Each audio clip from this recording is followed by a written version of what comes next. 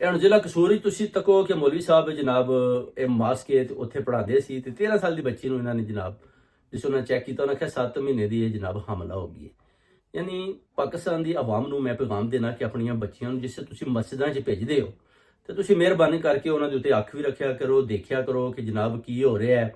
ਇਹ ਜਿਹੜਾ ਮੌਲਵੀ ਹੈ ਉਹਦੀ ਵੀ ਬੈਕ ਹਿਸਟਰੀ ਚੈੱਕ ਕਰੋ ਕਿ ਆਇਆ ਉਹ ਜਨਾਬ ਕਿਸ ਤਰ੍ਹਾਂ ਉਹ ਜਿਹੜਾ ਕਲਾਸ ਦੇ ਵਿੱਚ ਬੱਚੀਆਂ ਨਾਲ ਕਿਉਂ ਜ਼ਿਆਦਤੀ ਕਰ ਰਿਹਾ, ਇਹ ਕਿਸ ਤਰ੍ਹਾਂ ਜਿਹੜਾ ਮੌਲਵੀ ਹੈ ਇੱਕ ਸੂਰ ਦੇ ਵਿੱਚ ਇਸ ਬੱਚੀ ਨਾਲ ਇਹਨੇ ਕਿਉਂ ਜ਼ਿਆਦਤੀ ਕੀਤੀ, ਉਹਨੂੰ ਇਸਨੇ ਮੇਰਾ ਮਤਲਬ ਹਮਲਾ ਕਰਤਾ ਹੈ। 13 ਸਾਲ ਦੀ ਬੱਚੀ ਹੈ, 7 ਮਹੀਨੇ ਤੋਂ ਹਮਲਾ ਹੈ। ਇਹ ਕਿਸ ਤਰ੍ਹਾਂ ਹੋਇਆ? ਆਇਆ ਤੁਸੀਂ ਆਪਣੀ ਬੱਚੀ ਦੇ ਉੱਤੇ ਨਜ਼ਰ ਨਹੀਂ ਰੱਖੀ?